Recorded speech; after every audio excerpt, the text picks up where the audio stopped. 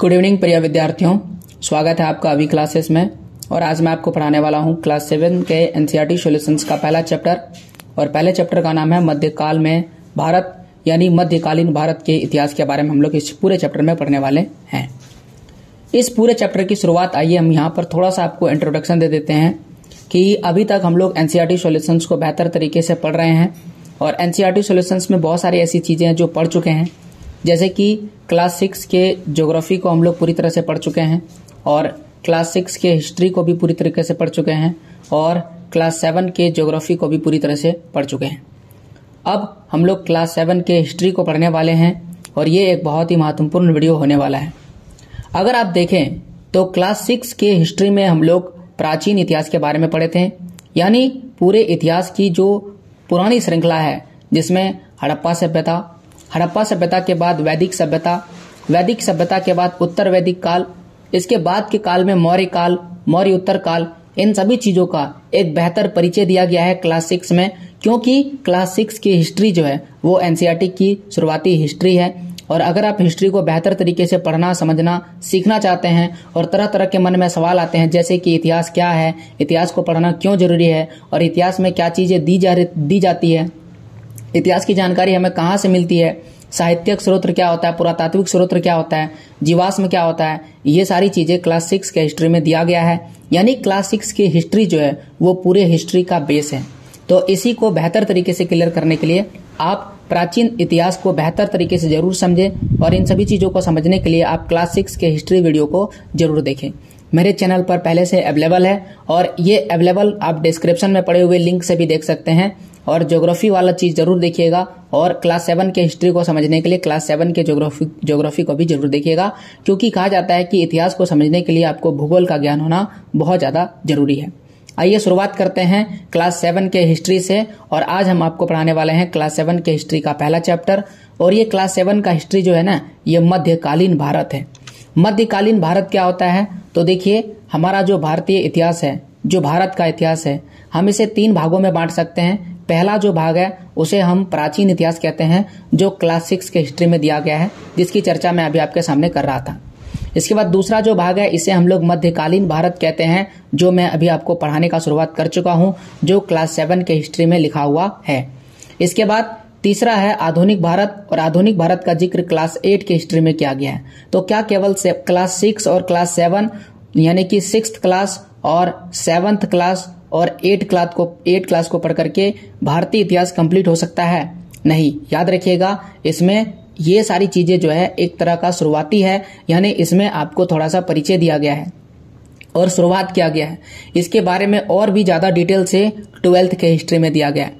तो अगर आप 12th का हिस्ट्री पढ़ते हैं, यहाँ तक कि अगर आप 11th का हिस्ट्री पढ़ते हैं, जिसमें विश्व इतिहास के बारे में दिया गया है, तो 12th के हिस्ट्री में प्राचीन इतिहास, मध्यकालीन इतिहास और आधुनिक इतिहास की और भी कहानियां दी गई है, जिसे पढ़ना बहुत ज्यादा जरूरी है। तो उन सभी चीजों का ज्ञान लेकर के आप हिस्ट्री को बेहतर कर सकते हैं। तो आज मध्यकालीन भारत के इतिहास की शुरुआत हम कर रहे हैं। तो आइए पहले चैप्टर को बेहतर तरीके से पढ़ते हैं और समझते हैं मध्यकालीन भारत को। मध्यकालीन भारत का ये जो पहला चैप्टर है, ये इतिहास में 1000 साल में होने वाले मानवों के विकास की कहानी को दर्शाता है। ये जो पहला चैप्टर है, ये पहला चैप्टर जो है परिचय है। परिचय क्या होता है? परिचय का मतलब मध्यकाल में क्या पढ़ना है, क्या क्या चीजें सीखने के लिए दिया गया है, ये सारी चीजें इसमें लिखा गया है, तो इसे ही हम परिचय कहते हैं। यहाँ पर साफ साफ लिखा हुआ है कि पिछली कक्षा में जो आपने इतिहास पढ़ा वह भारत का प्राचीन इतिहास था। याद रखिएगा, वह क्या था? भारत का एक प्राचीन इतिहास था, जिसके बारे में हम लोग क्या कर चुके हैं? पढ़ चुके हैं। अब इसके बाद की आधुनिक भारत की जानकारी जो है वो आगे की कक्षा में दी गई है। आगे की कक्षा का मतलब क्या हो रहा है? यानी कि क्लास 8 में दिया गया है। यानी कक्षा 8 में आपको मिलेगा आधुनिक भारत का ज्ञान। और प्राचीन भारत का ज्ञान किस में मिला था? क्लास 6 के हिस्ट्री में। और अभी हम लोग पढ़ रहे हैं क्लास 7 के, तो इस कक्षा में, यानी कि अभी जिस कक्षा का किताब पढ़ रहे हैं, मध्यकालीन इतिहास के बारे में हम लोग पढ़ेंगे।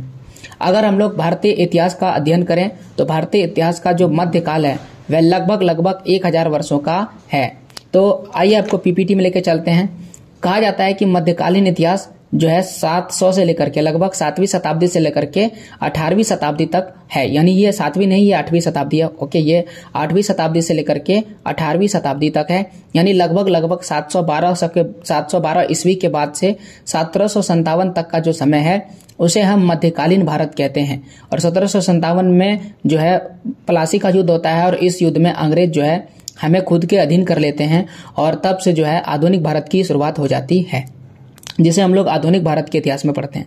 तो लगभग आप देख सकते हैं यहाँ पर अगर हम 700 लिखें पक्का पक्की और यहाँ पर अगर हम 1700 लिखें तो कुल मिलाकर के इनके बीच का गैप कितना हो जाता है, 1000 साल का गैप हो जाता है। इसीलिए हम कहते हैं कि ये टोटल कितने वर्षों का समय है, टोटल 1000 वर्षों का समय है। इन 1000 वर्षों में भारत में कई सामाजिक, राजनीतिक और आर्थिक परिवर्तन होते हैं। सामाजिक परिवर्तन, समाज पूरी तरह से बदलता है, कई तरह समाज में नियम कानून आते हैं। राजनीतिक परिवर्तन का मतलब राजा वगैरह चेंज होते हैं और आर्थिक परिवर्तन का मतलब धन संपत्ति से जुड़ा हुआ है। तो ये सारे परिवर्तन होते हैं और इन परिवर्तनों की पड़ताल इतिहास के विकासमान धारा को समझने में जरूरी है। तो ये सारा परिवर्तन क्यों, कैसे और कब, कहाँ होता है, ये सारी चीजें अगर आप जान लेते हैं तब आपको समझ में आएगा कि इतिहास में कैसे परिवर्तन हुए और उन विकास का क्या क्षेत्र रहा है। साफ साफ लिखा हुआ है कि किसी भी क्षेत्र के इतिहास की जानकारी के लिए हमें भौगोलिक परिस्थितियों को जानना बहुत ज्यादा आवश्यक है। यहाँ पर भी लिखा गया, यानी कि उसके भूगोल को समझना जरूरी है।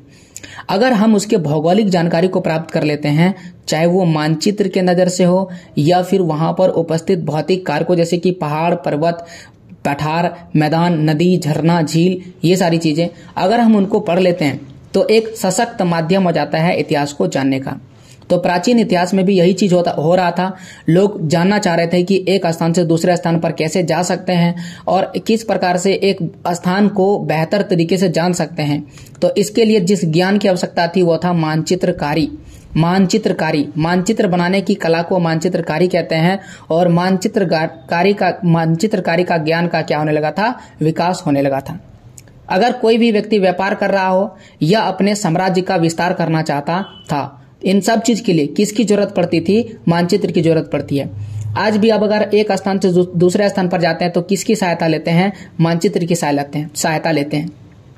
कई सारे लोग ऐसे हैं जो नए स्थानों पर जाते हैं तो वह गूगल मैप का प्रयोग करते हैं। तो गूगल मैप क्या है, वो मानचित्र का ही एक नया रूप है। तो गूगल मैप की मदद से हम एक स्थान से दूसरे स्थान पर आसानी से जा सकते हैं। तो पुराने समय में भी मानचित्र की आवश्यकता पड़ती थी और मानचित्र की आवश्यकता का जन्म कर दिया। मानचित्र के विकास का श्रेय का मतलब मानचित्र का सबसे ज्यादा विकास किसने किया, तो वह है अरब के लोगों ने किया है एवं यूरोप के लोगों ने किया है। तो पूरा का पूरा श्रेय किनको जाता है, अरब के लोगों को और यूरोप के लोगों का।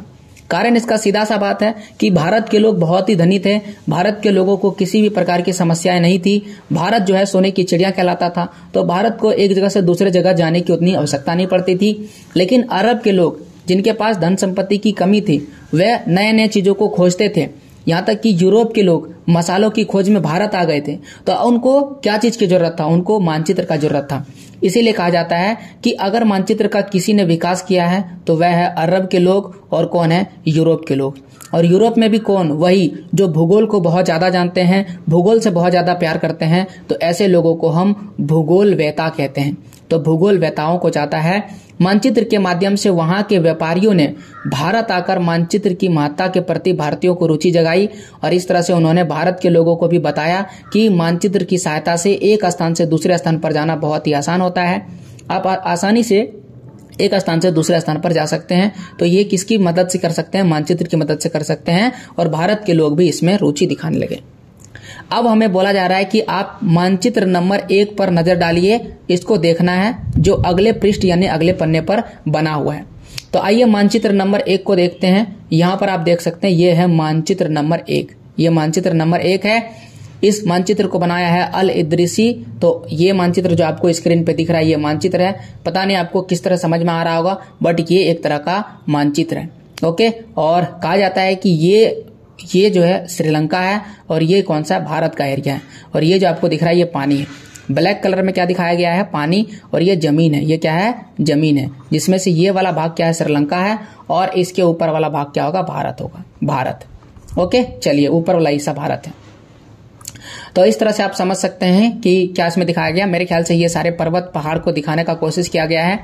तो अल इद्रिसी ने क्या किया है, ये वाला जो चित्र है इसे बनाया है और दुनिया के नक्शे का एक हिस्सा है जिसमें भारतीय उपमहाद्वीप को क्या किया गया, दिखाया गया है।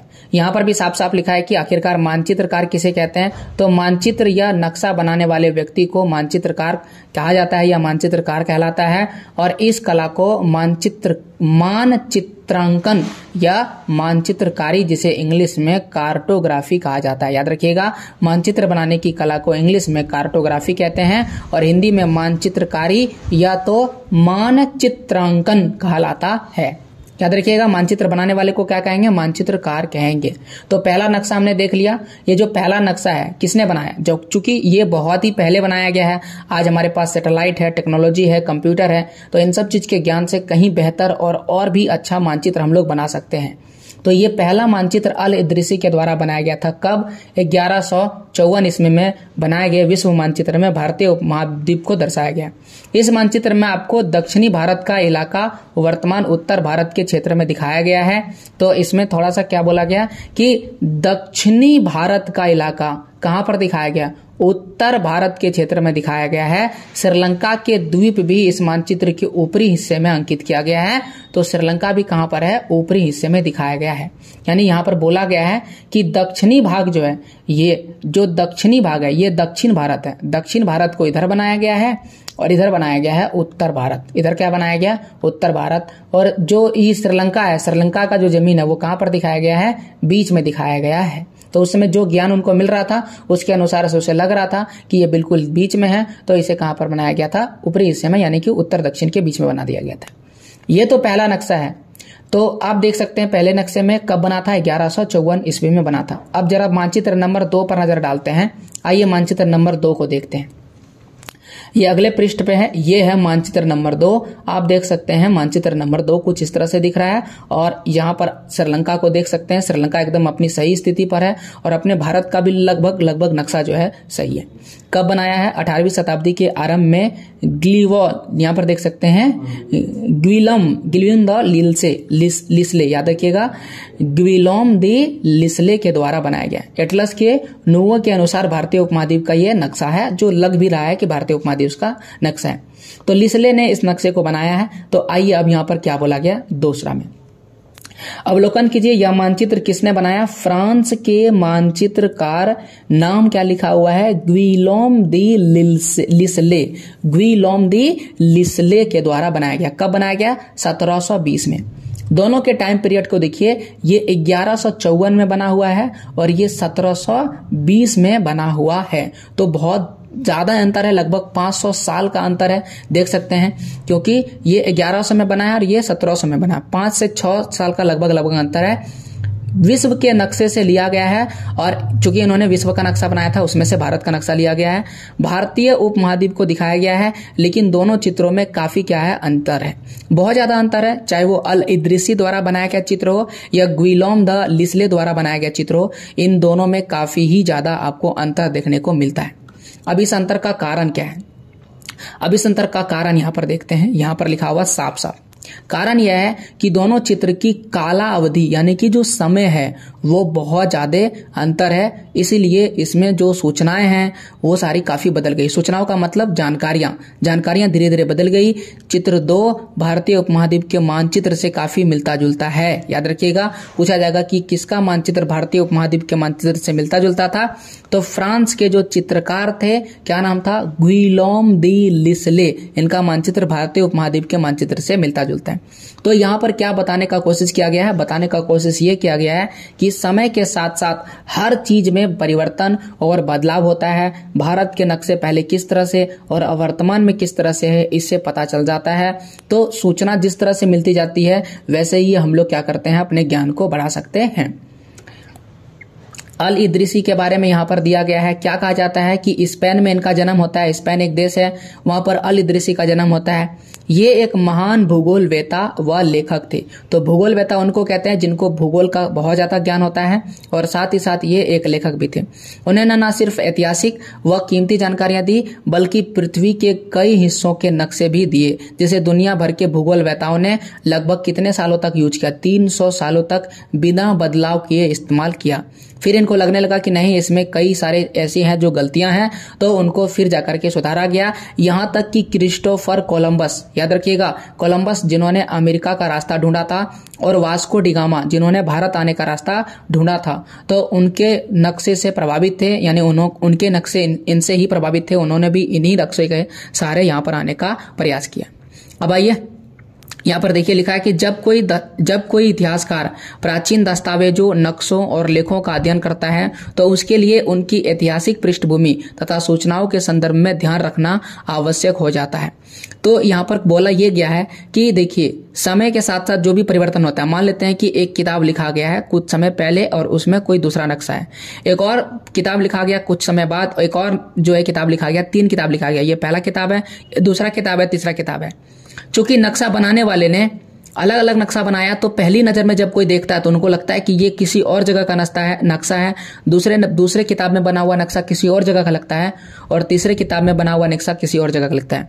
लेकिन तीनों का जब बारीकी से अध्ययन किया जाता है, तब पता चलता है कि तीनों ही क्या है, समान है, बल्कि केवल समय के साथ साथ बदलाव आ गया है। तो ये यहाँ पर लिखा हुआ है, कारण है कि समय के साथ साथ इसमें काफी बदलाव हो चुका होता है। उदाहरण के लिए, वर्तमान में अगर कलिंग नाम का कोई स्थान नहीं है, कलिंग कहां पर था, उड़ीसा का ही पुराना नाम कलिंग था, और अब इसका नाम क्या है, उड़ीसा है। तो वर्तमान में इसका क्या है, उड़ीसा नाम है, उड़ीसा का ही एक अंग हुआ करता था। सूचनाओं और संदर्भ में बदलाव के क्रम में भाषा और अर्थ में भी बदलाव आता है, यानी भाषा में भी बदलाव आता है और उसके अर्थ भी क्या होते हैं, बदल जाते हैं। जैसे कि यहाँ पर लिखा गया उदाहरण, मध्यकाल की फारसी, जो पुराने समय में फारसी भाषा बोली जाती थी, आधुनिक फारसी भाषा में काफी भिन्नताएं यानी अंतर देखने को मिलता है। तो क्या सिर्फ व्याकरण में ही अंतर है? कहता है कि भिन्नता सिर्फ व्याकरण एवं शब्द भंडार में नहीं है, बल्कि समय के साथ शब्दों के अर्थ में भी बदलाव दिखाई देते हैं।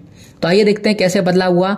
आज हम हिंदुस्तान देख रहे हैं, हिंदुस्तान शब्द का प्रयोग करते हैं भारत के लिए। 13वीं सदी में फारसी इतिहासकार, नाम याद रखिएगा, नाम क्या है, मिनहाज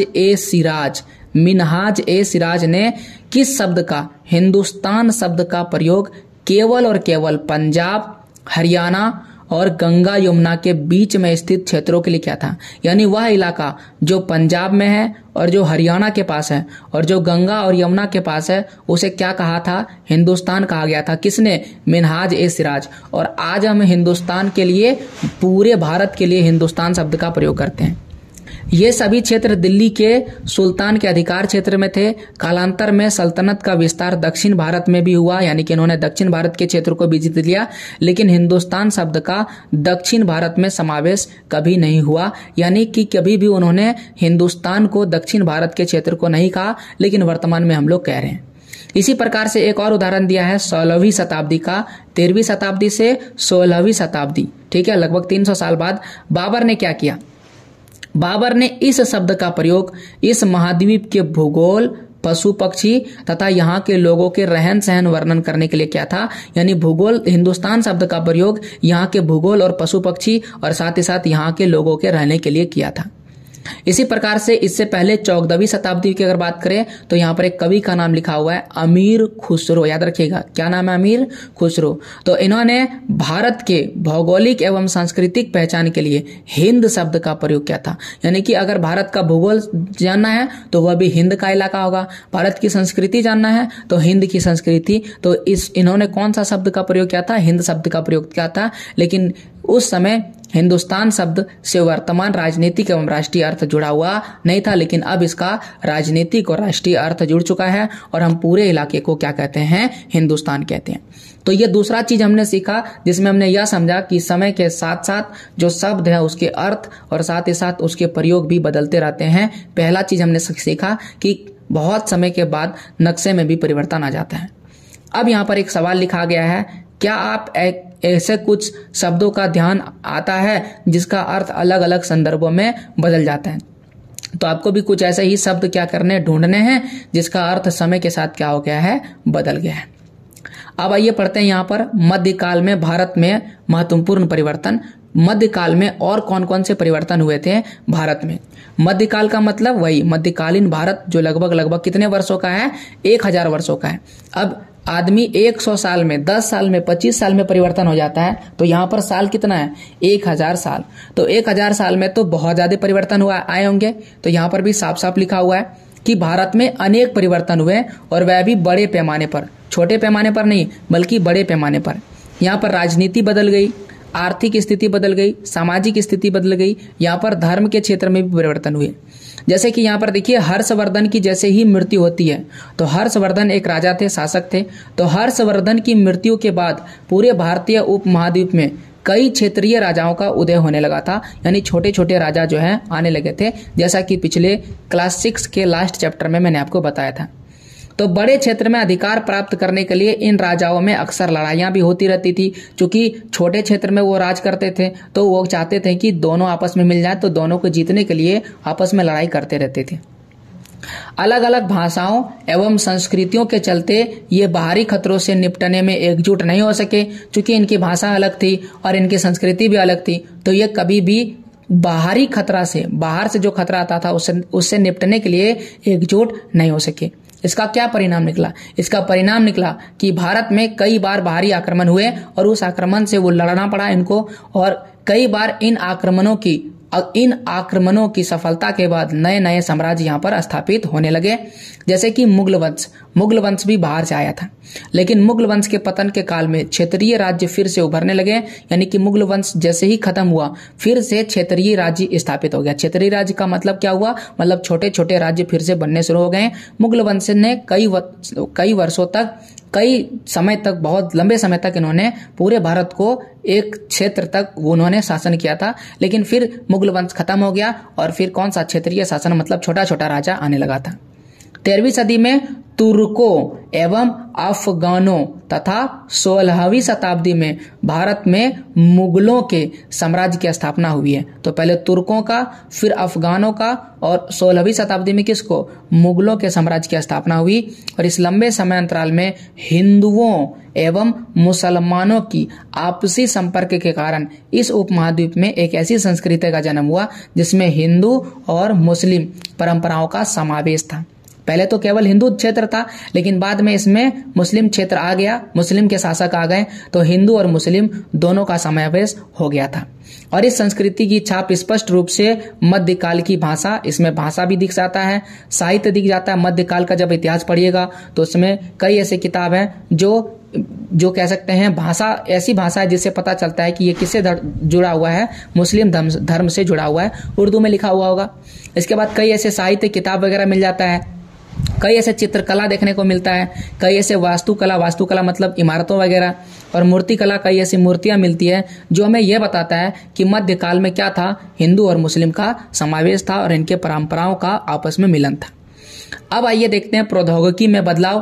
तो प्रौद्योगिकी बदलाव का मतलब क्या होता है? इस समय फैक्ट्री वगैरह तो नहीं बना होगा, लेकिन कुछ ऐसे परिवर्तन हुए होंगे जिससे जो उत्पादन है वो थोड़ा तेज हो गया होगा। तो इस काल में अलग अलग समय में कुछ नवीन प्रौद्योगिकियों का भी प्रारंभ हुआ था। कृषि के क्षेत्र में भी बहुत ज्यादा क्रांतिकारी बदलाव देखने को मिलता है, और इस समय एक नया परिवर्तन होता है, वो है सिंचाई। तो सिंचाई में किसका प्रयोग होने लगा था? रहट। तो रहट कुछ नहीं है बल्कि पानी कुएं से निकालने के लिए एक बहुत ही सरल सा तरीका है। आप YouTube में रहट लिखिएगा, आपको एक वीडियो मिल जाएगा जिसमें एक बैल क्या कर रहा है, बगल में, कुएं के बगल में चारों तरफ घूम रहा है, और यहाँ पर ऐसे एक खुट्टा सा रहता है, ठीक है, और उसके चारों तरफ बैल क्या करता है, घूमता है, और बैल के घूमने से नीचे क्या होता है, पहिया घूमता है, और इस पहिए से एक लंबी सी छड़ी बंधी हुई रहती है और इससे एक बड़ा सा पहिया लगा रहता है। तो जैसे जैसे बैल घूमता है उससे नीचे वाला घूमता है, नीचे से ये लंबा सा जो डंडा ये घूमता है और फिर ये पहिया घूमता है, और पहिए के ऊपर बेल्ट से जो है बाल्टी बंधी हुई रहती है। इस प्रकार से कई सारी बाल्टी बंधी हुई रहती है और ये बाल्टी बिल्कुल नीचे के कुएं तक रहता है, ऐसे करके, ठीक है। पहिया तो यहीं पर है लेकिन बाल्टी यहाँ पर है पूरा सारा, और जैसे ये घूमता है तो बाल्टी ऊपर आता है और फिर यहाँ पर एक नली बना हुआ रहता है, नली से पानी को खेत तक ले जाया जाता है। ये इस व्यवस्था को हम लोग रहट कहते हैं। अब राहट आ गया तो कृषि में सिंचाई बहुत आसान हो गया, तो इससे उत्पादन में भी क्या होने लगी थी, वृद्धि होने लगी थी। कताई के लिए चरखे का इस्तेमाल किया जाने लगा था। कताई क्या, सूते की कताई करने के लिए चरखे का इस्तेमाल हो रहा था। गांधी जी का चरखा तो आप देखे हैं। इसी काल में युद्ध के दौरान तोपों का प्रयोग होने लगा था एवं बारूदों का प्रयोग होने लगा था हथियार के रूप में।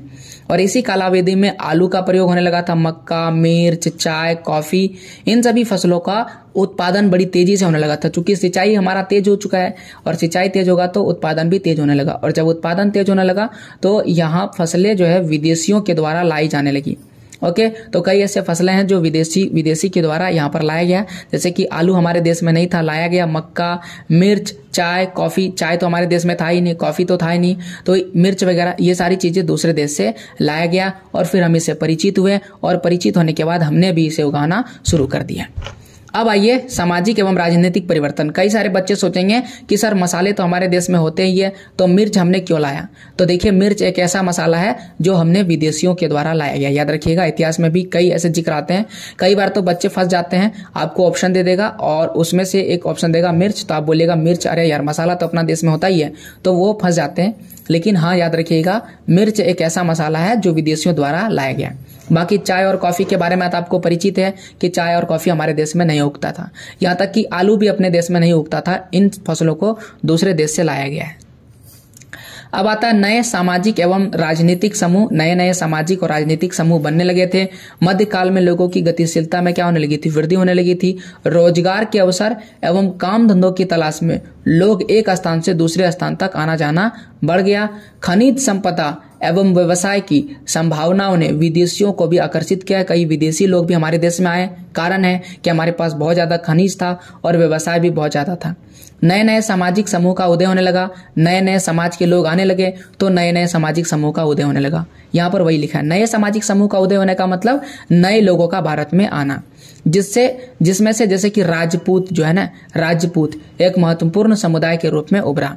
राजपूत शब्द का अर्थ क्या होता है? कहता है कि राजपूत शब्द का अर्थ होता है राजपुत्र। राज का मतलब राजा, राजा के पुत्र से निकला है, जिसका अर्थ यहाँ पर साफ साफ लिखा है राजा का पुत्र है। इस काल में इस शब्द का प्रयोग आमतौर पर किनके लिए होता था? योद्धाओं के लिए, राजा के लिए एवं सामंत वर्ग के लिए होता था। तो योद्धाओं को राजपूत कहा जाता था, राजा को भी राजपूत कहा जाता था और सामंत को भी राजपूत कहा जाता था, जो अपने क्षत्रिय वर्ण होने का दावा करते थे। और इनका दावा था कि ये कौन से वर्ण है? क्षत्रिय वर्ण है। कुल मिलाकर के 4 वर्ण थे, ब्राह्मण, क्षत्रिय, वैश्य और शूद्र। जिसमें से ब्राह्मण तो केवल पढ़ने पढ़ाने, यज्ञ करने और यज्ञ करवाने का कार्य करते थे, जबकि जो क्षत्रिय थे वही योद्धा थे। और क्षत्रिय का क्या कार्य था? लोगों का रक्षा करना, राजा बनना, और वो युद्ध लड़ते थे। तो इसीलिए ये जो योद्धा थे, ये जो राजपूत थे, ये खुद को क्या कहते थे? मैं क्षत्रिय वर्ण का हूं।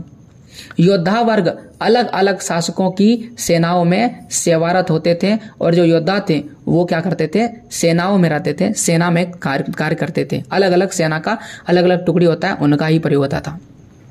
यहाँ पर देखिए, ये राहट का एक चित्र दिखाया गया। जैसा कि मैंने आपको बताया था पहिया वगैरह होता था, तो ये राहट का सबसे पुराना चित्र है। आप इसमें देख सकते हैं, ये एक पहिया है और ये पहिया यहाँ पर एक बांस है जो अंदर की ओर जा रहा है, उससे ये घूमता है। और जैसे ये घूमता है, आपको शायद इसमें रस्सी दिख रहा होगा और इसी रस्सी में एक बाल्टी लगी हुई रहती थी, टीना वगैरह, जो घूमता था। तो ये नीचे से बाल्टी को पानी ला के ऊपर रख कर देता था। आप इसका वीडियो देख सकते हैं। अभी भी कई ऐसे क्षेत्र है जहाँ पर राहट चलता है, याद रखिएगा। मध्यकाल के दौरान जंगलों को साफ कर कृषि योग्य भूमि में वृद्धि किया जा रहा था। चूंकि जंगल बहुत ज्यादा थे, लोगों को उस समय लग रहा था, तो उन्होंने जंगलों को ही साफ करना शुरू कर दिया और कृषि योग्य भूमि में वृद्धि करना शुरू कर दिया। कुछ क्षेत्रों में यह परिवर्तन अपेक्षाकृत अधिक तेजी से हुआ, तो कुछ ऐसे क्षेत्र थे जहां पर कृषि क्षेत्र में ज्यादा तेजी से परिवर्तन हुआ। अब ज्यादा तेजी से वृक्षों को काटेगा तो क्या होगा? जंगल में रहने वाले आदिवासी लोगों को विवश होकर के अपना स्थान क्या करना पड़ा? छोड़ना पड़ा, क्योंकि जंगल ही नहीं है तो आदिवासी रहेंगे कहाँ? और आदिवासी के लिए जंगल सबसे महत्वपूर्ण है, क्योंकि वो जंगलों से लकड़ियां इकट्ठा करते हैं, जंगलों से कई ऐसे पत्ते इकट्ठा करते हैं, कई ऐसे फल फूल इकट्ठा करते हैं और उन्हीं से वो अपना जीवन को चलाते हैं। चूंकि जंगल ही तेजी से साफ होने लगा तो आदिवासी को छोड़ना पड़ा, वो विवश हो गया जंगलों को छोड़ने के लिए। इनमें से कई जो है वो तो किसान बन गए, कई ऐसे बन गए थे किसान, और कुछ किसानों के पास कम जमीन थी तो किसी के पास काफी जमीन थी। जो छोटे किसान थे, कर चुकाने के अतिरिक्त स्थानीय मालिक वर्ग को बेगार करने के लिए काम करते थे। तो बेगार क्या होता है? बेगार का मतलब होता है फ्री में काम करना, याद रखिएगा। बेगार का मतलब होता है फ्री में काम करना। तो उस समय जो स्थानीय मालिक होते थे, स्थानीय मालिक कौन हुआ? एक ऐसा मालिक जो सभी से कर इकट्ठा करवाते होंगे, एक तरह से मुखिया होता है। तो वो क्या करवाते थे? बेगार करवाते थे, मतलब उन किसानों से फ्री में काम करवा लेते थे। किन से? छोटे किसानों से। और ये मजबूरी में करना पड़ता था इनको। समाज में आर्थिक सामाजिक असमानता गड़ी हुई थी। पैसे में किसी के पास अधिक धन था, किसी के पास कम था। सामाजिक असमानताएं भी थी। समाज में किसी लोगों को ज्यादा इज्जत मिलता था, किसी को कम मिलता था। जैसे जैसे समाज में अंतर बढ़ने लगा, लोग जातियों और उपजातियों में बंटने लगे। यही वो समय था जब लोग जाति और उपजाति में बंटने लगे। सामाजिक एवं आर्थिक हैसियत उन्हें समाज में ऊंचा और नीचा दर्जा देने लगा था, और विभिन्न क्षेत्रों में किसी विशेष जाति के दर्जे में भी अंतर देखने को मिलता था। यानी किसी विशेष जाति को अधिक दर्जा मिलता था। दर्जा का मतलब क्या? उनके पास ज्यादा अधिकार है, उनके पास ज्यादा पावर है, वो ज्यादा मनमानी कर सकता है, बाकी आप मनमानी नहीं कर सकते हैं। तो ये इसमें अंतर देखने को मिलता है। आज भी हमारे देश में जाति प्रथा आपको देखने को मिलता है, जिसमें कुछ जाति के लोग अपने आप को ज्यादा महान समझते हैं और कुछ को वो नीचा समझते हैं। बल्कि ऐसा नहीं है, सभी मनुष्य क्या है? हम सभी बराबर हैं। यहाँ पर वही लिखा हुआ है कि एक ही जाति किसी क्षेत्र में प्राप्त दर्जा दूसरे क्षेत्र में अलग हो सकता था। यहाँ पर एक और चीज लिखा हुआ है कि एक ही जाति का दर्जा किसी क्षेत्र में दूसरा भी हो सकता है। इतना ही नहीं, बल्कि समाज के कुछ पेशेवर को भी जाति का दर्जा मिल चुका था। राज दरबारों में लिपिक जो होता है, लिखने वाला, याद रखिएगा। लिपिक का क्या मतलब होता है? लिखने वाला। यह मुंशी का काम करने वाले लोग को कायस्थ कहा जाता था। कायस्थ कहा जाता था। तो लिपिक क्या होता है? देखिए, उस समय जो चीजें होती थी ना, लिखना पड़ता था। लिखना क्या होता है? जैसे कि आज हमारे पास प्रिंटर है, कॉपी है, किताब है, तो चीजों को उतना हाथ से लिखना नहीं पड़ता है। लेकिन उस समय क्या होता था? चीजों को लिखना पड़ता था, और लिखने के कार्य कौन करते थे? लिपिक करते थे। जो लिखने का कार्य करते थे उन्हें लिपिक कहते हैं। एक और यहाँ पर लिखा हुआ है बेगार। बेगार तो आपको बता दिए, किसी मजदूर को काम करने के बाद पारिश्रमिक में कुछ नहीं मिलता है तो उस काम को हम बेगार कहते हैं। यानी कि आपसे दिन भर मजदूरी करवाया गया, लेकिन आपको उसके बदले में कुछ नहीं मिला, तो क्या है? वो बेगार है। अब आता है पुराने और नए धर्म। चूंकि पुराने और नए धर्मों का उदय होने लगा था, तो मध्यकाल की अगर हम बात करें तो धार्मिक परंपराओं में भी बड़ा परिवर्तन देखने को मिलता है। देवीय शक्तियों को लोग की आस्था प्रायः सामूहिक होती थी, लेकिन कभी कभी यह बिल्कुल व्यक्तिगत स्तर पर भी होता था। देवीय शक्तियां, देवी की शक्ति पर लोग विश्वास करते थे। आज भी अगर आप गांव में जाइएगा तो देवी की शक्ति ज्यादा प्रकोप होता है। अगर कोई बीमार पड़ता है तो अस्पताल ले जाने से पहले उन्हें मंदिरों में ले जाया जाता था, या फिर किसी देवी या फिर झाड़ फूक वाले पास ले जाया जाता है। तो ये सारी चीजें क्या है? ये उसी समय का जो है प्रभाव है। सामूहिक आस्था का संबंध स्थानीय समुदाय के सामाजिक आर्थिक संगठन से चलता था। समुदाय के सामाजिक एवं आर्थिक बदलाव के साथ साथ इनकी सामूहिक आस्था में भी धीरे धीरे परिवर्तन आता था। सनातन धर्म के बाद यहाँ लिखा हुआ है जो हिंदू धर्म वर्तमान में हम इसे कहते हैं, तो ये सनातन धर्म है। सनातन धर्म जिसे आज हम हिंदू धर्म कहते हैं, वह भारत का अति प्राचीन धर्म है। भारत का बोल रहे हैं, अति प्राचीन धर्म। अगर भारत का सबसे प्राचीन धर्म, सबसे पुराना धर्म की गिनती कीजिएगा तो कौन सा धर्म है? सनातन धर्म है। इस शाश्वत धर्म की 3 धाराएं हैं। तो ये जो सनातन धर्म है, इसकी 3 धारा है। सबसे पहला जो है शैव, तीसरा है दूसरा है शक्त, और तीसरा कौन है? वैष्णव। इन तीनों धाराओं का अभ्युदय मूल रूप से भक्ति की अवधारणा के कारण हुआ। यानी कि जिस तरह से आप भक्ति करिएगा वैसे वैसे आपका रूप बदल जाएगा। ओके, लेकिन कहलाइएगा आप हिंदू ही। इन तीनों धाराओं का मूल भाव कोई विशेष भिन्नता नहीं है, कोई विशेष अंतर नहीं है, अर्थात इनके मूल सनातन धर्म ही है। यहाँ पर साफ साफ लिखा हुआ है मूल कौन सा धर्म है? सनातन धर्म ही है। इसके तहत ईश्वर की मान्यता ऐसे इष्ट देवी देवता के रूप में की गई है जहाँ भक्तों को पहुंचने के लिए किसी विशेष कर्मकांड की आवश्यकता नहीं है। विशेष कर्मकांड आपको करने की जरूरत नहीं है। अगर आपको भगवान से मिलना है, बहुत लोग करता है यज्ञ करवा लो, ये करवा लो, वो करवा लो, लेकिन किताबों में आप बिल्कुल अपने मन से, प्रेम से, करुणा से, शांति से, सहिष्णुता से, इस तरह अगर आप जीवन जिएगा, अगर हमेशा सुख समृद्धि वाली जीवन को जिएगा, यानी कि ऐसा जीवन जीना है जिससे आपका भला हो, दूसरे का भी भला हो, तो इस तरह से आप भगवान को पा सकते हैं, ऐसा बोला गया है। ये जो है ये क्या धर्म के आधार है। वसुधैव कुटुंबकम का मतलब क्या होता है? कि पूरा जो विश्व है अपना क्या है? वह पूरा जो कुटुंब मतलब क्या होता है? कुटुंब मतलब मेहमान। जो मेहमान है, मेहमान तो भगवान समान होता है। तो अर्थात पूरा जो दुनिया है हमारा क्या है? मेहमान है, और मेहमान का हमें इज्जत करना चाहिए। मानवतावादी दृष्टिकोण हिंदू धर्म का सारांश है। भागवत गीता हिंदू धर्म का पवित्र धर्म ग्रंथ है और इसमें ज्ञानोयोग्य एवं कर्म योग यानी ज्ञान की बातें और कर्म की बातें, हमें कौन सा कर्म करना चाहिए और कौन सबसे ज्यादा ज्ञान की बात है, इन आधार पर किसी भी प्रकार के भेदभाव को मिटाकर समभाव का संदेश दिया गया है। यानी सारे प्रकार के भेदभाव को मिटा करके मिलकर रहने का संदेश दिया गया है। किसमें? भगवत गीता में। अब चूंकि हमारे देश में एक धर्म तो है नहीं, तो इसी युग में, मध्यकाल के युग में ही, ठीक है, याद रखिएगा, सनातन धर्म तो पहले से है, लेकिन फिर एक नया धर्म आया और वह है इस्लाम धर्म। इस्लाम धर्म का उभरने लगा। अरब के लोगों ने सर जमी पर पैगंबर मोहम्मद इस नए धर्म के प्रवर्तक थे, यानी पैगंबर मोहम्मद ने सबसे पहले इस्लाम धर्म का शुरुआत किया। 7वीं शताब्दी के अरब व्यापारियों एवं अप्रवासियों के द्वारा कुरान शरीफ के संदेश को भारत ला गया। यानी कि कुरान जो उसका जो इस्लाम धर्म है, इस्लाम धर्म का जो क्या है, ये पवित्र ग्रंथ है। जिस तरह हमारा पवित्र ग्रंथ क्या है, भागवत गीता, वैसे ही जो मुस्लिम धर्म है उनका कुरान है। तो ये पहले भारत में था नहीं, ये कहां पर था? अरब में था। तो अरब के व्यापारियों ने इसे कहां पर लाया? भारत में लाया। कुरान इस्लाम धर्म का पवित्र धर्म ग्रंथ है, यहाँ पर साफ साफ लिखा हुआ। और ऐसी मान्यता है कि यह अल्लाह का मतलब होता है ईश्वर के संदेश का संग्रह है, जिसे उसने अपने दूत, जिसका नाम है जिब्राइल के माध्यम से पैगंबर मोहम्मद तक पहुंचाया है। यह ग्रंथ एक ईश्वर की सत्ता को स्वीकार करता है। एक ईश्वर की सत्ता मतलब पूरी दुनिया में केवल एक ही ईश्वर है, जिससे प्रेम, करुणा, उदारता में विश्वास का संदेश देता है। पैगंबर के बाद इस्लामिक जगत का बगडोर संभालने वाला धार्मिक नेता क्या कहलाता है? खलीफा। तो सबसे पहले किसने लाया? पैगंबर। और उसके बाद जो आएंगे वो कौन कहलाएंगे? खलीफा कहलाएंगे। ओके, तो इस तरह से ये खलीफा कहलाते हैं। पहला जो खलीफा था, प्रथम खलीफा, इसका नाम है अबू बकर। याद रखिएगा, अबू बकर जो थे वो पहले खलीफा थे। 3 अन्य प्रमुख खलीफाओं में उमर, उस्मान और अली, याद रखिएगा, ये सभी खलीफा है।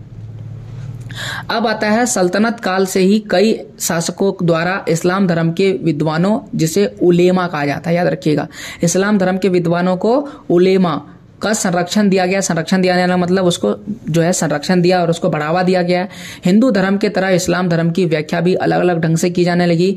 इस्लामिक न्याय सिद्धांत कई महत्वपूर्ण निर्णय में भी अंतर रहे हैं और भारत में भी हनफी और शफई 2 प्रमुख इस्लामिक सिद्धांत है। यानी कि इस्लाम धर्म में भी 2 तरह के सिद्धांत है और दोनों कौन कौन सा है? हनफी और शफई।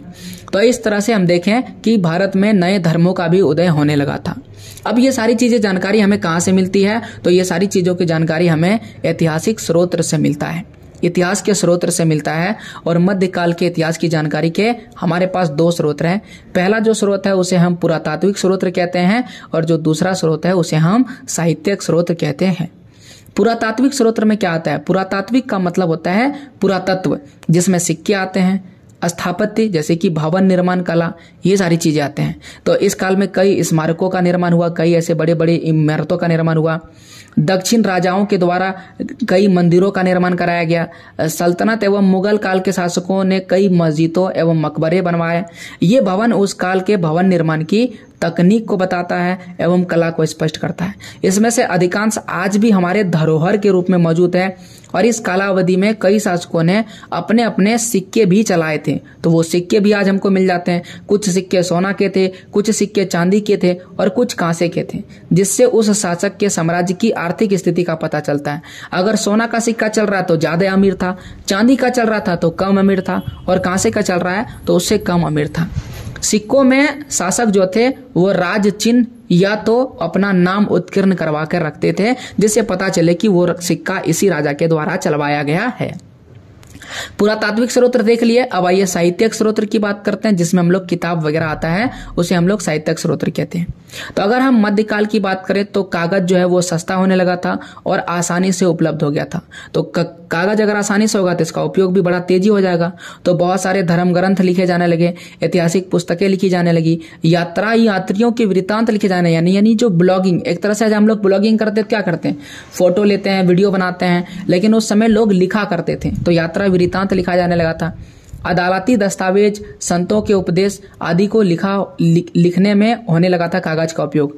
छापा खाना तो नहीं था, तो इसके कारण लेखन कार्य में पांडुलिपियों का मतलब होता है हाथ से लिखने का काम। तो हाथ से लिख करके किताबें तैयार की जाती थी और वैसे किताब को हम पांडुलिपि कहते हैं। ओके। और लिखने का काम कौन करते थे? लिखने का काम करते थे लिपिक। याद रखिएगा, उस समय लिखने का कार्य करते थे लिपिक। तो लिपिक जो है एक बड़ा रोजगार था उस समय। जो अच्छे लोग पढ़े लिखे थे, जिनका राइटिंग बढ़िया था, वो लिखने का काम करते थे। तैयार किया जाता था। कहा जाता है कि पांडुलिपियों को अभिलेखागार या पुस्तकालय में सुरक्षित रखा जाता था। इतिहासकार इन पांडुलिपियों व दस्तावेजों से विभिन्न जानकारियां प्राप्त करते हैं, लेकिन इसका इस्तेमाल करना आसान नहीं है। क्यों आसान नहीं है? कारण आपको बताते हैं। देखिए, जो भी पांडुलिपि पुराना इतिहास में मिला है तो उसको कहाँ रखा गया है? अभिलेखागार। तो अभिलेखा क्या होता है? म्यूजियम होता है। याद रखिएगा, जहां दस्तावेजों और पांडुलिपियों को संग्रहित किया जाता है उसे हम अभिलेखागार कहते हैं। अब इसको पढ़ना आसान क्यों नहीं है? मान लेते हैं कि किसी अभिलेखागार को आज से 2000 साल पहले लिखा गया, तो मान लेते हैं कि इसको 1100 में लिखा गया, ठीक है। और एक और किताब है जिसे 1300 में लिखा गया, तो इन दोनों के बीच कितना अंतर है? इन दोनों के बीच में 200 साल का अंतर है। और 200 साल के अंतर में कई ऐसे शब्द हैं जिनका लिखने का तरीका क्या होता है? बदल जाता है।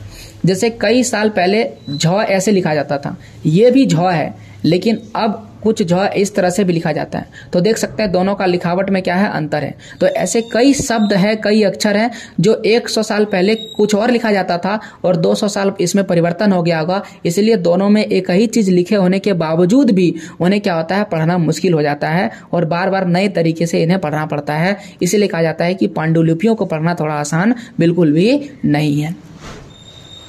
अब देखिए, छापे खाने के अभाव में पांडुलिपियों की प्रकृति लिपिक, देख सकते हैं यहाँ पर लिपिक या तो नकल नवीस हाथ से बनाते थे। तो या तो हम इसे लिपिक कहते हैं या तो हम इसे नकल नवीस कहते हैं। नकल करना, नकल करने वाला, तो ये क्या कहलाता है? लिपिक कहलाता है। चूंकि क्यों नहीं होता था? क्योंकि छापे खाने नहीं थे। छापे खाने का मतलब छापने वाला मशीन नहीं था। अब एक शब्द लिखा गया है तबकात। ये तबकात क्या होता है? सामान्य इतिहास से संबंधित ग्रंथ को तबकात कहा जाता है, जिसमें विभिन्न वर्गों के बारे में ऐतिहासिक जानकारियां दी जाती है। कागज का आविष्कार प्राचीन चीन में हुआ था और 18वीं शताब्दी में यह ज्ञान इस्लामिक विश्व तक पहुंचा और वहां से 11वीं शताब्दी में यह ज्ञान पूरे यूरोप गया, जिसके बाद कई सुधार किए गए और फिर ये पूरी दुनिया में फैल गया और कागज आज नए तरीके से आ रहे हैं। अब देखिए, ऐसा करते समय जब लिपिक लिखते थे तो लिपिक को कुछ शब्दों अथवा वाक्यों में फेर बदल कर देता था। फेर बदल करने का मतलब होता है बदल देता है। जैसे यहाँ पर फेर बदल लिखा है, ये शब्द मुझे अच्छा नहीं लग रहा है या ये कठिन लग रहा है, तो हम अपने तरफ से अदला बदली लिख देंगे। तो ये फेर बदल का नया किताब में क्या हुआ? अदला बदली। किताब वही है, चीजें वही लिखा हुआ है, क्लास 7 का ही हिस्ट्री लिखा हुआ है, लेकिन जब अजीत सर लिखे तो उन्होंने फेर बदल की जगह क्या लिख दिया? अदला बदली लिख दिया। उसी प्रकार से जो लिपिक था वो हाथों से लिखते थे। छापे खाना तो था नहीं कि एक ही चीज लिख दिया, बार बार प्रिंट हो रहा है। हाथ से लिखते थे तो कुछ शब्दों को ही बदल देते थे या तो कुछ वाक्यों को बदल देते थे। कालांतर में कई प्रतिलिपियों में भी प्रतिलिपियां बनाई जाती थी। प्रतिलिपियों में प्रतिलिपियां बनाए जाने का मतलब पहले लिखा फिर इस तरह से कई चारे लिखे, जिस कारण एक मूल ग्रंथ की कई प्रतिलिपियां काफी अंतर आ जाता था। इसलिए इतिहासकारों को मूल लेखक की बात समझने के लिए विभिन्न प्रतिलिपियों का अध्ययन करना जरूरी है। तो इतिहासकार मूल बात को जानने के लिए, ओरिजिनल बात को जानने के लिए कई प्रतिलिपियों का अध्ययन करते हैं, जिसमें उनका समय लग जाता है। इसलिए इतिहास के खोज में ज्यादा समय लगता है।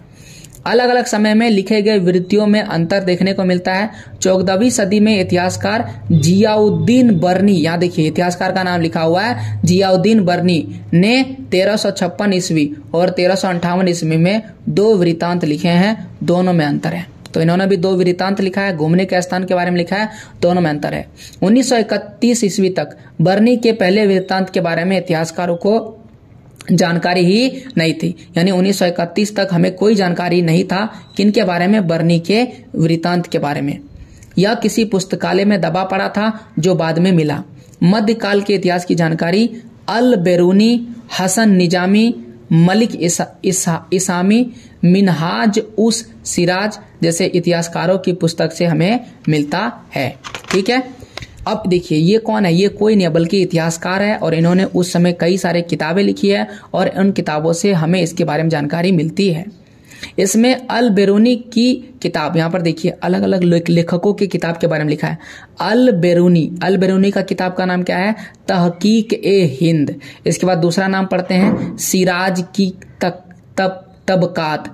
तबकात ए नासिर। तो सिराज है और इस सिराज ने जिस किताब को लिखा उसका नाम है तबकात ए नासिर। इसी प्रकार से हजन निजामी का किताब है ताज उल मासीर। तो ये सारे वो किताब है जिनसे हमें मध्यकाल के इतिहास की बारे में जानकारी मिलती है और इन किताबों को किसने लिखा है, उस समय के इतिहासकार ने लिखा है। अल बेरूनी का नाम यहाँ पर देख सकते हैं, अल बिरूनी भी इन्हें कहते हैं। तो इनके बारे में लिखा हुआ है कि इतिहासकार अल बेरूनी को खगोल का ज्ञान था, भूगोल का ज्ञान था, साहित्य का ज्ञान था और कई विद्याओं में वो महारत हासिल कर चुके थे। उनकी पुस्तक तहकीक ए हिंद मध्यकाल की अत्यंत महत्वपूर्ण कृति मानी जाती थी, महत्वपूर्ण किताब है। मध्य एशिया में जन्मे अल बेरूनी, इनका जन्म मध्य एशिया में हुआ था। कई वर्षों तक भारत में रहकर भारतीय साहित्य का अध्ययन किया, भारत की किताब को पढ़ा, पुराणों का अध्ययन किया और अध्ययन करने वाले प्रथम मुसलमान माना जाता है। याद रखिएगा, प्रथम मुसलमान जिसने पुराणों का अध्ययन किया। और अपनी पुस्तक में उसने कई बार भगवत गीता, विष्णु पुराण, वायु पुराण को उद्धृत किया और उसने उस समय भारतीय समाज में प्रचलित धार्मिक रीति रिवाज, पूजा पाठ, दान, तीर्थ यात्रा, यज्ञ, ये सारी चीजें उस समय चलता था, तो उसके बारे में उन्होंने किताब में लिखा है। तो हम उनकी किताब को पढ़ करके उस समय के रीति रिवाज, पूजा पाठ, दान, तीर्थ यात्रा के बारे में विशेष ज्ञान पा सकते हैं। अब यहाँ पर देखिए, विशेष रूप से उल्लेखनीय किताब है, एक अज्ञात लेखक द्वारा लिखे गए चचनामा किताब है, लेकिन इसको किसने लिखा है कोई नहीं जानता है। तो इससे हमें सिंध विषय के बारे में जानकारी मिलती है, जो किसने किया था, अरबों ने किया था। अरब के लोगों ने सिंध का विजय कर लिया था। सिंध कौन है, सिंधु नदी के किनारे के आसपास के इलाके को सिंध कहते हैं, उनको जीत लिया था। अब यहाँ पर अमीर खुसरो का नाम आ रहा है। अमीर खुसरो कौन थे, एक महान कवि थे। तो इनके किताबों से भी हमें कई जानकारी मिलती है। मध्यकाल के एक महान विद्वान थे, महान कवि थे। उनका जन्म उत्तर प्रदेश के पटियाला एटा नामक गांव में 1253 ईस्वी में हुआ था। सुल्तान बलबन के समय वे शासक के संपर्क में आए और उन्होंने 8 सुल्तानों का शासन क्या किया था, देखा था। वे प्रथम भारतीय लेखक थे जिसने अपने लेखक में हिंदी के शब्दों और मुहावरों का पर्याप्त प्रयोग किया। वे मूलतः इतिहासकार नहीं थे, याद रखिएगा, इतिहासकार नहीं थे। साफ साफ लिखा है वो कौन थे, महान विद्वान और महान कवि थे। परंतु उनके द्वारा रचित मसनवी और दूसरा है दीवान, 2 किताब है, याद रखिएगा, मसनवी और दूसरा किताब है दीवान, तत्कालीन भारतीय इतिहास के बारे में बहुत सारी जानकारी हमें उपलब्ध कराती है। वे प्रसिद्ध सूफी संत निजामुद्दीन औलिया के शिष्य थे। तो ये सूफी संत है और सूफी संत जो है मुस्लिम धर्म में होते हैं और उनके नाम क्या है, निजामुद्दीन औलिया, इनके शिष्य थे। तो खुसरो पहले व्यक्ति थे जिसने हिंदी, हिंदवी, फारसी एक साथ लिखा है। उन्होंने खड़ी बोली के आविष्कार को श्रेय दिया है। संगीत के क्षेत्र में उन्होंने कई रागों का भी जन्म दिया है। खुसरो ने भारत के विषय में फारसी में लिखा है। क्या लिखा है, देखिए यहाँ पर लिखा है फारसी में, गर फिरदोस बर रुए जामी अस्त हमी अस्तो हमी अस्तो हमी अस्तो। इसका मतलब है कि अगर धरती पर कहीं स्वर्ग है तो यही है, यही है, यही है। तो किसके बारे में लिखा है, भारत के बारे में लिखा है। और यहाँ पर चैप्टर होता है खत्म और चैप्टर के बाद है क्वेश्चन आंसर। चूंकि ये झारखंड का नया एनसीईआरटी बुक है और न केवल झारखंड का बल्कि एनसीईआरटी बुक में कुछ परिवर्तन करके नए एनसीईआरटी बुक को प्रकाशित किया गया है, तो मैं नए एनसीईआरटी बुक से आपको पढ़ा रहा हूं। तो चूंकि झारखंड का है तो इसमें झारखंड के बारे में भी विशेष रूप से लिखा गया है। तो आइए एक छोटा सा आपको झारखंड के बारे में बता देते हैं कि मध्यकाल में झारखंड की क्या स्थिति थी। याद रखिएगा, झारखंड तो पहले बिहार के ही क्षेत्र में आता था। तो झारखंड का क्षेत्र जो था मुख्य रूप से किसके बात कर रहे हैं, छोटा नागपुर की बात करेंगे। तो मध्यकाल में झारखंड दिल्ली या बाहरी सल्तनत के सीधे कब्जे से मुक्त था, यानी इस पर सीधा कब्जा नहीं था। छोटा नागपुर संथाल परगना से लेकर के उड़ीसा और मध्य प्रदेश तक फैले जनजातीय क्षेत्र के लिए झारखंड शब्द का पहला प्रयोग संभवतः मध्यकाल से ही शुरू हुआ है। सबसे पहले तो इसे छोटा नागपुर कहते थे। तो छोटा नागपुर तो एक पठार का नाम है जो उड़ीसा में भी है, मध्य प्रदेश में भी है और झारखंड में भी है। और यहाँ पर जो रहने वाले जनजाति थे उन्हें ही छोटा नागपुर का संथाल कहते थे। लेकिन बाद में एक नए शब्द का प्रयोग किया गया जिसे बोलते हैं झारखंड, और कहा जाता है कि संभवतः मध्यकाल में ही इसे झारखंड कहा जाता होगा। उपलब्ध ऐतिहासिक सामग्रियों में 13वीं सदी के एक ताम्र पत्र में इस क्षेत्र के लिए झारखंड शब्द का प्रयोग पहली बार किया गया है। ताम्र पत्र में तंबा का पत्र है उसमें लिखा गया है झारखंड का मतलब होता है वन प्रदेश। चूंकि झारखंड में कहीं अधिक क्षेत्रों में वन है, इसलिए इसे वन प्रदेश कहा जाता है। मध्यकाल के प्रारंभ में झारखंड में कई छोटे छोटे शासकों का शासन था। छोटे छोटे शासक थे, जिसमें पलामू के रक्सेल, कोकरा, नागवंशी और सिंहभूम के सिंहवंश आदि क्या थे, प्रमुख राजा थे। इस समय तक झारखंड के शासकों को ज्यादा बाहरी हस्तक्षेप का सामना नहीं करना पड़ता था। बाहरी हस्तक्षेप का मतलब बाहर से कोई मारपीट का सामना नहीं करना पड़ता था। दो तीन बार मुस्लिम फौज और उत्तर पूर्वी झारखंड से होकर गुजरी है। मध्यकाल इतिहास में यह चर्चा खास तौर पर दर्ज है कि झारखंड हीरे एवं सोने पाए जाते थे। तो याद रखिएगा, झारखंड में क्या क्या पाया जाता था, हीरे और सोने। और यह सफेद हाथियों के लिए प्रसिद्ध था, यहाँ पर सफेद हाथी पाया जाता था। बंगाल पूर्वी क्षेत्र का केंद्र बना तो झारखंड बंगाल के अधीन रहा है। तो जब बंगाल पूर्वी क्षेत्र में चला गया तब झारखंड बंगाल के अधीन रह गया था। तो ये था मध्यकाल में झारखंड। अब आइए मध्यकाल के इतिहास को जानने का, ये तो बिल्कुल परिचय था। अब हम लोग डिटेल से एक एक करके पढ़ेंगे। पूरे चैप्टर 2, चैप्टर 3, चैप्टर 4 पूरा डिटेल से दिया गया। तो मध्यकाल को अगर डिटेल से पढ़ना है तो पहले तो चैनल को सब्सक्राइब कीजिए, वीडियो को लाइक कीजिए और कमेंट जरूर कीजिएगा कि वीडियो आपको कैसा लग रहा है। और अगर आपने मेरे पहले के सभी वीडियोस देखे हैं एनसीईआरटी सॉल्यूशन के, तो आप जरूर कमेंट कीजिएगा कि हाँ सर, मैंने सारे वीडियोस देखे हैं। और खास करके ज्योग्राफी को एक विशेष ढंग से पिक्चर की मदद से आपको समझाने का प्रयास किए ताकि आप ज्योग्राफी को समझ सकें। क्लास 6 और 7 को विशेष रूप से हमने तैयार किया था ताकि आप ज्योग्राफी को अच्छे तरीके से समझ सकें। तो प्लीज आप उन सभी वीडियोस को जरूर देखिएगा। अब हम लोग जल्द ही इन सभी चीजों को खत्म करके क्लास 8 में जाएंगे। जब तक 6, 7 का सभी किताब जिसमें इतिहास है, भूगोल है, राजनीति विज्ञान है, ये खत्म नहीं हो जाता तब तक 8 में नहीं आएंगे, क्योंकि आपको समझ में थोड़ा कम आएगा। इसलिए क्लास 6 पहले सब खत्म कर लेंगे, फिर क्लास 8 में आएंगे। अब रिक्त स्थानों की पूर्ति करते हैं। अल इद्रिसी एक मानचित्रकार थे। भारत का मध्यकाल का इतिहास 1000 वर्षों का है। नक्शा या मानचित्र बनाने वाले को मानचित्रकार कहते हैं। अरब के सिंध विजय की जानकारी चचनामा नामक पुस्तक से मिलता है और इसका लेखक कौन है किसी को नहीं पता है। इतिहास की जानकारी के लिए किसी विशेष क्षेत्र के भूगोल की जानकारी या भौगोलिक स्थिति की जानकारी होना बहुत ज्यादा जरूरी है। मिलान करना है। तहकीक ए हिंद, इस किताब को किसने लिखा है, अल बिरूनी ने लिखा है। तबकात ए नासिर किसने लिखा है, हसन निजामी ने लिखा है। और मसनवी किसने लिखा है, अमीर खुसरो ने लिखा है। और ताज उल मासिर, मिनाज और उस सिराज का ये किताब है। ओके, तो इस तरह से ये मिलान करने वाला भी मिलान कर लिए हैं। जियाउद्दीन बर्नी कौन था, हिंदू धर्म ग्रंथ भगवत गीता क्या संदेश देता है, हिंदुस्तान शब्द का प्रयोग किन किन संदर्भों में होता रहा, और मध्यकाल में कृषि में किस नई तकनीक का इस्तेमाल किया जाने लगा था, और इस्लाम धर्म ग्रंथ कुरान शरीफ का क्या संदेश देता है। तो ये बहुत ही छोटे और आसान सवाल है, आप इसे लिखने का प्रयास कीजिए। अगर आप पूरे चैप्टर को पढ़ने के बाद इन सवालों का जवाब दे देते हैं तो आप इस पूरे चैप्टर को बेहतर तरीके से समझ चुके हैं। और अगर आप इन सवालों का जवाब नहीं दे पाते हैं तो आप इस चैप्टर को एक बार फिर देखिए, तब इन सवालों का जवाब जरूर देखिएगा। 2 सवाल यहाँ पर भी है, इनका भी जवाब आपको देना है। लेकिन अगर आप इन सवालों का जवाब नहीं दे पाते हैं तो आपको चिंता करने का कोई जरूरत नहीं है। मेरा एक और चैनल है, उसका नाम है अभी क्लासेस डाउट्स DOUBTS, डाउट्स का स्पेलिंग यही होता है। तो आप क्या कीजिएगा, इस चैनल को सब्सक्राइब कीजिए। यहाँ पर हम इसी सारे सवालों का जवाब अपलोड करते हैं। एक एक सवाल को एक एक वीडियो में एक्सप्लेन करते हैं ताकि आप सवाल भी समझ जाएं और जवाब भी आप लिखने के लिए सीख जाएं। सवाल जवाब से चीजें सीखना आसान होता है और इतिहास पढ़ने के बाद अगर आप सवाल जवाब करते हैं तो सीखने में और भी मजा आता है। तो ये था पहला चैप्टर। तो उम्मीद है आपको बेहतर समझ में आया होगा। अगर आपको कहीं भी डाउट है, कोई भी सवाल आपका है, तो प्लीज कमेंट कीजिए। हम आने वाले वीडियोस में उन सवालों का जवाब आपके लिए लेकर आएंगे। पूरा वीडियो देखने के लिए थैंक यू। जय हिंद, जय भारत, वंदे मातरम।